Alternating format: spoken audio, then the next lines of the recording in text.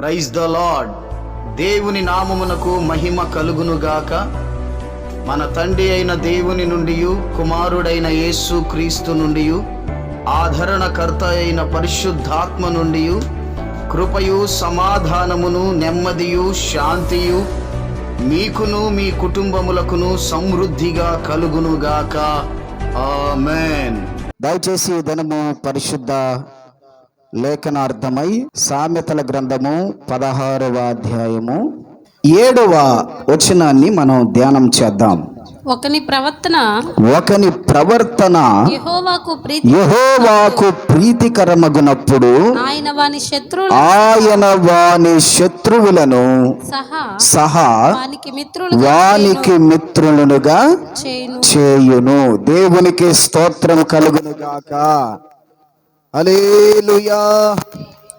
ప్రభునందు ప్రియ దేవుని బిడ్డలారా, చదవబడిన లేఖన భాగాన్ని మనం జాగ్రత్తగా పరిశీలన చేద్దాం. ఒకని ప్రవర్తన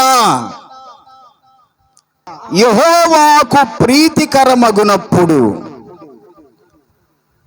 ఆయన వారి శత్రువులను సహా మిత్రులుగా మార్చేస్తాడట. దేవునికి స్తోత్రం.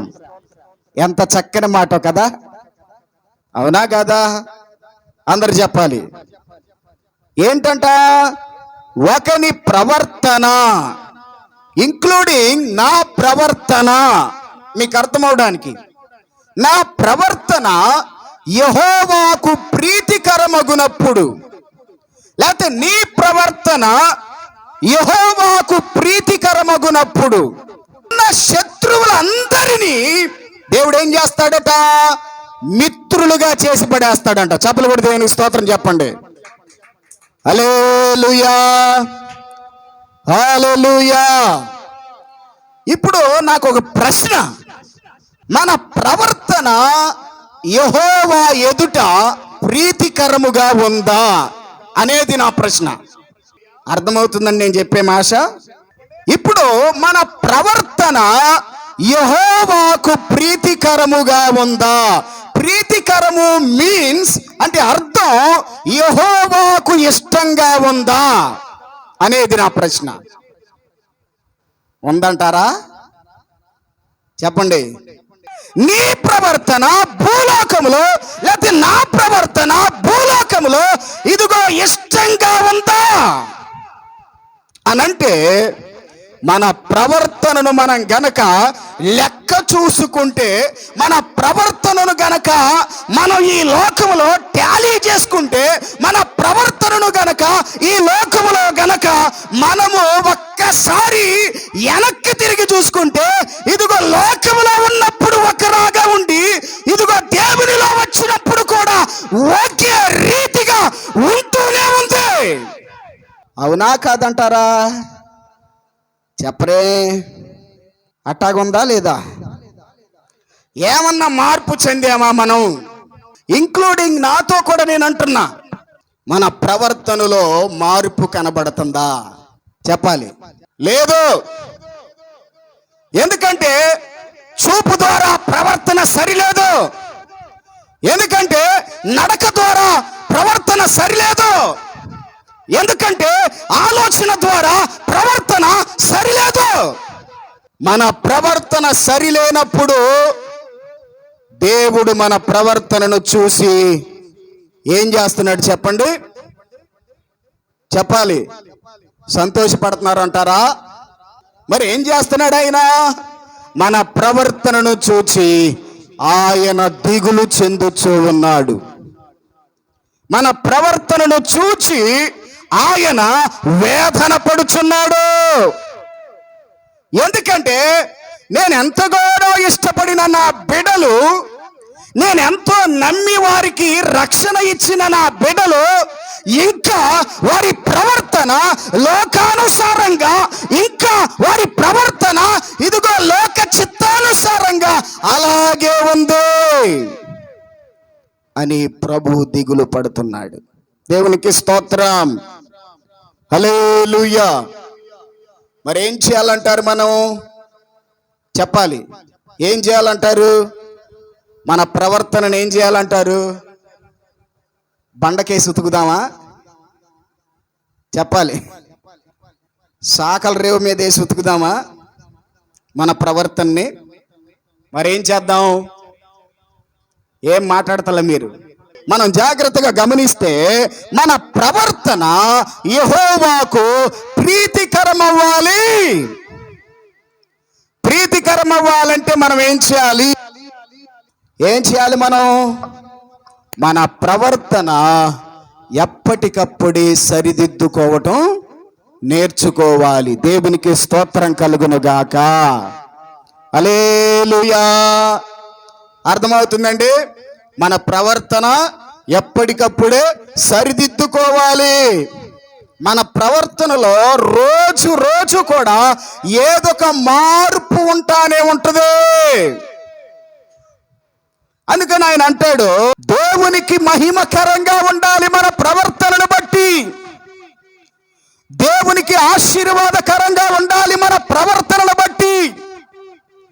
ఒకవేళ అలా కనబడట్లేదు అని అంటే మనము మార్చుకునే వారముగా, మనము సరిదిద్దుకునే వారముగా, మనల్ని మనము ఎప్పటికప్పుడే సాకలి వాని సబ్బుతో ఏ రీతిగా అయితే మురికి వదలలేదని, ఆ సబ్బుతో ఏ రీతిగా అయితే మురికి వదిలేదాకా వాడు ఉతుకుతాడు, మనం కూడా దేవుని యొక్క వాక్యమనే సబ్బుతో మన ప్రవర్తన ఎప్పటికప్పుడే మనం సరిదిద్దుకోవటం ప్రారంభించాలి.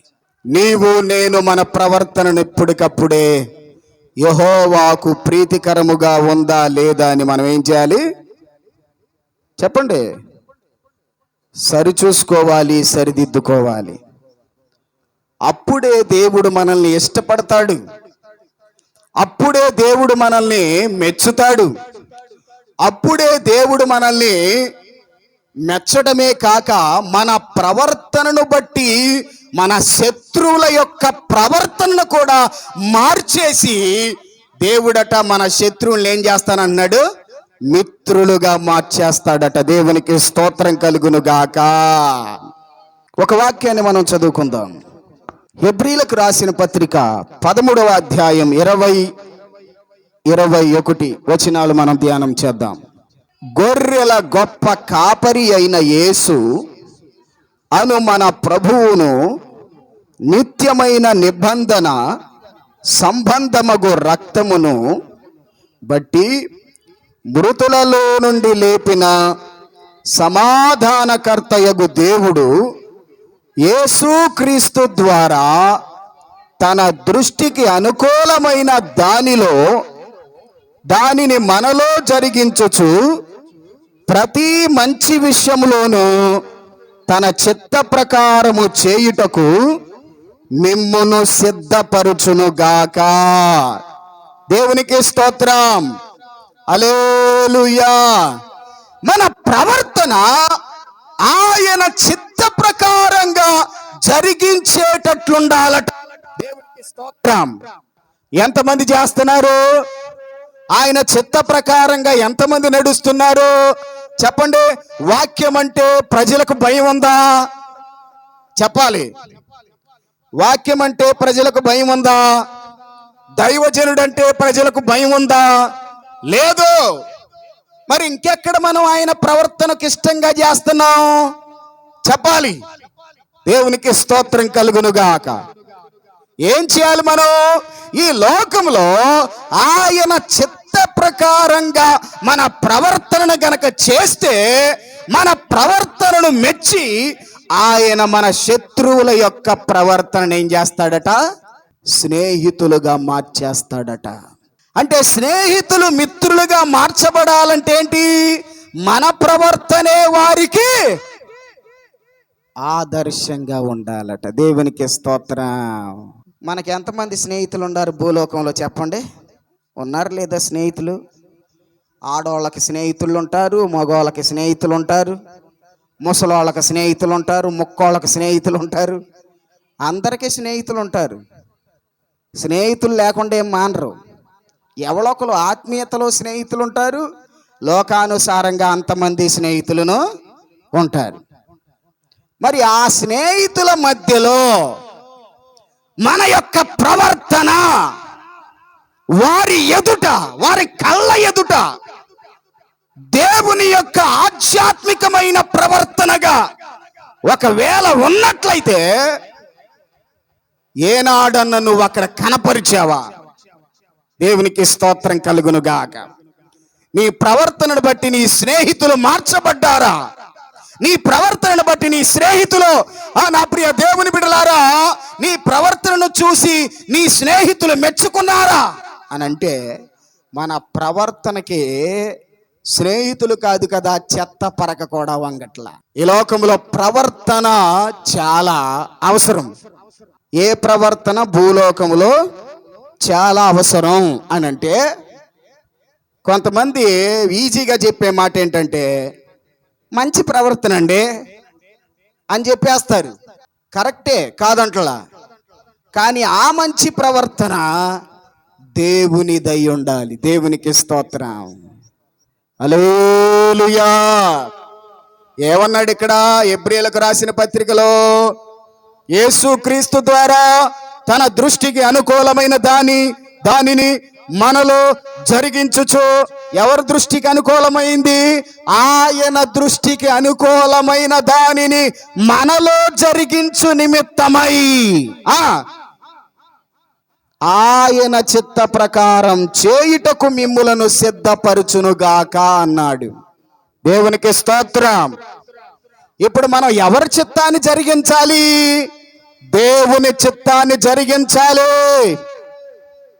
దేవుని చిత్త ప్రకారంగా మనం నడవాలి.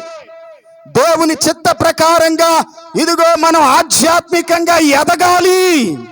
దేవుని చిత్త ప్రకారంగా మన యొక్క ప్రవర్తనను మార్చుకోవాలి. దేవుని చిత్త ప్రకారంగా మన ప్రవర్తన సరిదిద్దుకోవాలి.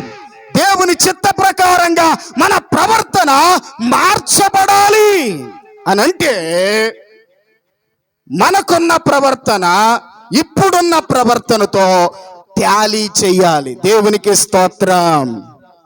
హల్లెలూయా. మనకున్న ప్రవర్తన ఇప్పుడున్న ప్రవర్తనతో టాలీ చేస్తే మన ప్రవర్తన లోకానుసారమైన ప్రవర్తనతో ఏ మాత్రమును తల వంచకూడదు. దేవునికి స్తోత్రం. లోకానుసారములో ఉన్న ప్రవర్తన ఏమి నేర్పుద్ది? బచ్చాలాడు, గోడింపిల్లలాడు, స్నేహితులతో అన్ని వేషాలు, ఆణి కొట్టిరా ఈయన్ని కొట్టిరా, సీట్లు పేకలాడు, కైనీలు గుట్టకాల నవ్వులు, అమ్మ నాన్నకి అబద్ధం ఆడు, అమ్మ నాన్నకి ఏకరంగా బ్రతుకు, అవసరమైతే అమ్మా నాన్నల బాధైనా సరే బ్రతుకు అని నేర్పిస్తుంది లోకానుసారమైన ప్రవర్తన. మరి దేవుని ప్రవర్తన ఏమి నేర్పిస్తుంది? తల్లిదండ్రులతో మంచిగా బ్రతుకు, తల్లిదండ్రులతో యథార్థంగా బ్రతుకు, తల్లిదండ్రుల యొక్క నీ ప్రవర్తన తల్లిదండ్రులకు ప్రీతికరంగా బ్రతుకు అని దేవుని యొక్క వాక్యం సెలవిస్తా ఉంది. దేవునికి స్తోత్రం. ఎంతమంది ఇవాళ తమ ప్రవర్తనను తల్లిదండ్రులకు అయిష్టంగా బ్రతుకుతున్నవారు ఈ లోకములో లేరా అనంటే 99% ఈ లోకంలో బ్రతుకుతున్నారు అట్లాంటి వాళ్ళు. కనుక ప్రభునందు ప్రియులారా, దేవుడు ఏం చెప్తున్నాడు? మనం ఏమి నేర్చుకుంటున్నామంటే, ఒకని ప్రవర్తన, ఒకని అనే మాటలో మీరేం చేయాలంటే మీ పేరు యాడ్ చేసుకోండి. ఒకని ప్రవర్తన అనే మాట దగ్గర ప్రవర్తన పక్కన ఫస్ట్ వాడు ఒకని అనే పదం దగ్గర నీ పేరు నా పేరు యాడ్ చేసుకుని గనక మనం మాట్లాడితే ఏమవుద్ది? అప్పుడు మామూలుగా ఉదాహరణకు చదువుకుందాం. రమేష్ ప్రవర్తన యెహోవాకు ప్రీతికరమైనప్పుడు ఆయన వాని శత్రువులను సహా మిత్రులుగా చేయును అని చెప్తున్నాడు. హల్లెలూయా. మనకు శత్రువులు లేరంటారా? శత్రువులు ఎక్కడో ఉండరండి. ఎక్కడుంటారు? మన పక్కనే ఉంటారు, మన గోతులు దూవుతూ ఉంటారు. అర్థమవుతుందా మీకు నేను చెప్పే భాష? శత్రువులు అంటే వాళ్ళే. మన పక్కనే ఉండట్టు ఉంటారు, మన యొక్క గోతులు తవ్వేస్తా ఉంటారు. అందుకని దేవుడు చెప్పాడు, నీ ప్రవర్తన సరైనదైతే, నీ ప్రవర్తన మంచిదైతే, నీ ప్రవర్తన దేవునికి ఇష్టమైతే, నీ ప్రవర్తన దేవునికి ఆశీర్వాదకరమైతే, నీ పక్కనున్న వాళ్ళు సహితం నిన్ను ప్రేమించడానికి ఇష్టపడతారు. దేవునికి స్తోత్రం కలుగును గాక. హల్లెలూయా. కనుక మనం ఏం చేయాలి చెప్పండి? మన ప్రవర్తన సరిదిద్దుకోవాలి. దేవునికి స్తోత్రం. తర్వాత ఇంకొక మాటను మనం ధ్యానం చేద్దాం. చూడండి, ఆదికాండం 39వ అధ్యాయం 4వ వచనం ఒకసారి చూడండి. యోసేపు మీద అతనికి కటాక్షము కలిగెను గనుక అతని యొద్ద పరిచర్య చేయువాడాయెను. మరియు అతడు తన ఇంటి మీద విచారణకర్తగా అతనిని నియమించి తనకు కలిగినదంతయు అతని చేతికి అప్పగించెను. దేవునికి స్తోత్రం. హల్లెలూయా. ఏమంటున్నాడు ఇక్కడ? ఎగ్జాంపుల్ యోసేపు గారిని తీసుకొస్తున్నాడు ఇక్కడికి. ప్రవర్తన విషయంలో పోయిన వారం అనుకుంటా మీకు చెప్పాను, ప్రవర్తన విషయంలో యోసేపు లాంటి గొప్ప వ్యక్తి ఈ లోకములో ఎక్కడా లేడు. దేవునికి స్తోత్రం కలుగును గాక. ఆయనకున్న ప్రవర్తన యెహోవాకు ఇష్టమైంది గనక ఫరో యొక్క కటాక్షము ఎవరి మీద కలిగింది? యోసేపు మీద కలిగింది. దేవునికి స్తోత్రం. హల్లెలూయా. ఇప్పుడు నేను ఒక మాట చెప్తున్నాను, వినండి. మన ప్రవర్తన సరైనదైనప్పుడు నువ్వు ప్రార్థన చేయడానికి సమర్థుడివే. నీ ప్రవర్తన యెహోవాకు ఇష్టమైనప్పుడు నువ్వు మోకరించిన వాడువైనా సమర్థుడివే. దేవుడిని అడగడానికైనా సమర్థుడివే, మందిరములో పరిచర్య చేయడానికైనా సమర్థుడివే, దేవుని దగ్గర యుద్ధం చేసైనా ఆ యొక్క ప్రార్థన యొక్క అనుభవాన్ని నేర్చుకోవడానికైనా సమర్థుడివే. దేవునికి స్తోత్రం. హల్లెలూయా. యోసేపుని అలాగే చేశాడు దేవుడు. ఎంతమంది ఎన్ని అవమానపరిచారు, ఎన్ని చేతులు మారాయో, ఎన్ని చేతులు మారినా ఆయన ప్రవర్తనలో ఏమాత్రమో మార్పు లేదు. దేవునికి స్తోత్రం. హల్లెలూయా. మనం ఈ లోకంలో చిన్నప్పుడేమో ఒకలాగా ఉండి కాస్తంత యవన వయసు వచ్చేసరికి ఇంకొకలాగుండి, మరీ యుక్త వయసు వచ్చేసేటప్పుడు మరొకలాగా ఉంటే మన ప్రవర్తనను బట్టి దేవుడు మనల్ని మెచ్చుతాడంటారా? చెప్పండి. మెచ్చడు కదా. కనీసం మనకి ఏ జవాబు కూడా ఇవ్వడు. అది ప్రార్థన జవాబైనా, అది నీకు రావలసిన జవాబైనా, ఏ జవాబైనా సరే దేవుడు ఇవ్వడు. మరి మన ప్రవర్తన చిన్నప్పటి నుంచి పెద్ద అయ్యేంత వరకు కూడా ఒకటే రీతిగా ఉన్నట్లయితే దేవుడు మనం ఏదడిగితే అది కలగజేస్తాడు. దేవునికి స్తోత్రం కలుగును గాక. హల్లెలూయా. నువ్వు సరిగా ఉండి దేవుని దగ్గర మోకరిస్తే దేవుడు నీ ప్రార్థన వింటాడు. నువ్వు సరిగా ఉండి దేవుని సన్నిధిలో ఏ పని చేసినా నీ పని ఆశ్చర్యకరంగా దేవుడు ఆశీర్వదిస్తాడు. నువ్వు సరిగా లేకోకుండా నేను దేవుని పని చేశానంటే దేవుడు మెచ్చుతాడా అనంటే చేయడు, ఏ మాత్రం చేయడు. నువ్వు సరిగా ఉండాలి. మొదట సరిగా ఉండకపోతే దేవుడు మెచ్చుతాడా అనంటే మెచ్చడు. ఎందుకు మెచ్చుతాడు? ప్రభునందు ప్రియులారా, మనం నేర్చుకోవలసిన పాఠం మన ప్రవర్తన సరైనదిగా, చివరికి చెప్తున్నా, చివరి మాటలోనికి వస్తున్నా, సరైనదిగా మనం దేవుని ఎదుట ఉంచుకుందాం. మన ప్రవర్తనలో చిన్న మార్పు వచ్చినా దేవుడు మన ప్రార్థన వినడు, అంగీకరించడు. మన ప్రవర్తనలో చిన్న మార్పు వచ్చినా దేవునికి మనం ఎన్ని కార్యాలు చేసినా, ఎన్ని తలంపులు చేసినా అవేవి దేవుడు మెచ్చడు. తర్వాత మన ప్రవర్తన వలన మరి కొంతమంది రక్షణ పొందాలి, కానీ మన ప్రవర్తన ద్వారా నువ్వెట్ట చెడిపోయావో, నువ్వెట్ట పాడైపోయావో వాళ్ళు కూడా పాడైపోవాలని నువ్వు మాత్రం అనుకోకూడదు, కోరుకోవద్దు. దేవునికి స్తోత్రం కలుగును గాక. లాస్ట్కి ఒక ప్రశ్న మిమ్మల్ని అడుగుతున్నా. ఏంటి ఆ ప్రశ్న అంటే, ఎన్ని సంవత్సరాల బట్టి మనం దేవుని మందిరానికి వస్తున్నాం, నీ ప్రవర్తనను బట్టి లేక నా ప్రవర్తనను బట్టి ఎవరన్నా ఒక్కడన్నా మారాడా అనేది నా ప్రశ్న. మారాడని కాదు, అసలు నువ్వు మార్చావా అనేది నా ప్రశ్న. దేవునికి స్తోత్రం. హల్లెలూయా. ఇక నుంచి నువ్వు ఒక టార్గెట్ పెట్టుకో, ఇక నుంచి నువ్వు ఒక గురి గమ్యాన్ని పెట్టుకో. ఏం పెట్టుకోవాలి అని అంటే, నా ప్రవర్తనను బట్టి, నా ప్రవర్తన చూచి ఎదుటివాడు ఒకడైనా మార్పు చెందాలి అనే టార్గెట్ కనుక మనం పెట్టుకుంటే, ఆగిపోయిన అడ్డుబండలు ఎదురొచ్చినా సరే మన ప్రవర్తనను చూసి ఒక్కరైనా మార్పు చెందుతారు. దేవునికి స్తోత్రం. హల్లెలూయా. ఇంకొక మాట కూడా మీకు చెప్పి ముగిస్తా. దైవజనుడినే రేపు ప్రశ్నలు అడగడు దేవుడు. దైవజనుడితో పాటు ఎంతమంది సంఘం ఉన్నారో ఆ సంఘస్థులందరినీ దేవుడు ప్రశ్న అడుగుతాడు. ఇట్టాగే నిలబడి అడుగుతాడు.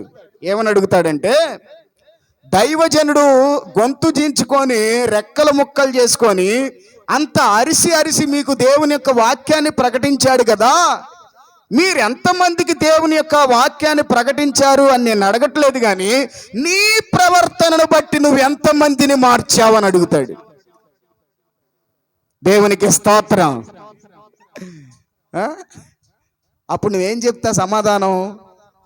నా బతికే నాకు సరిలేదు, నేను ఇంకొక ఎవరినన్నా నడిపిస్తానా ప్రభువా అని అనగానుక నువ్వు అక్కడ తెక్క సమాధానం చెప్పేవనుకో, ఆ పక్కనే దేవదూత ఒకడు ఉంటాడు, ఈయన్ని తీసుకెళ్ళి ఈడిసి దాంట్లో పడేయండి అంటాడు. లేకపోతే ఏమైనా ఈడిసి తీసుకెళ్ళి దాంట్లో పడేయండి అంటాడు. మరి ఏం చెప్పాలి సమాధానం?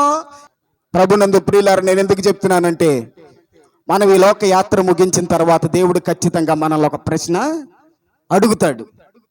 అడిగితే ఒకే ఒక సమాధానం, సూటైన సమాధానం, దీటైన సమాధానం చెప్పగలిగే అంత సమర్థత మన జీవితంలో ఉండాలి. దేవునికి స్తోత్రం కలుగును గాక. హల్లెలూయా.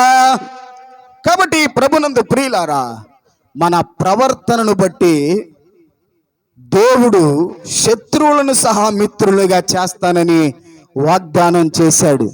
ఈ శత్రువుల్లో నీ ప్రాణ స్నేహితులు ఉండొచ్చు, ఈ శత్రువుల్లో నీకు దగ్గర వాళ్ళు ఉండొచ్చు, ఈ శత్రువుల్లో నీ బంధువులు ఉండొచ్చు, ఈ శత్రువుల్లో నీ భార్య నీ పిల్లలు ఉండొచ్చు.